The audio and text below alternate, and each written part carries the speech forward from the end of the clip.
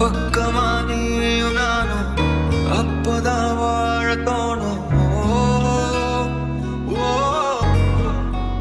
உன்னை பார்த்தா கண்ணு ஊறுதே, கண்டமாகுதே, புத்தி மாறிய சத்தம் போடுதே. நீ தொட்டு பேச கூச்சமாகுதே, மூச்சு வாங்குதே, காலம் வழி போகலாகுதே.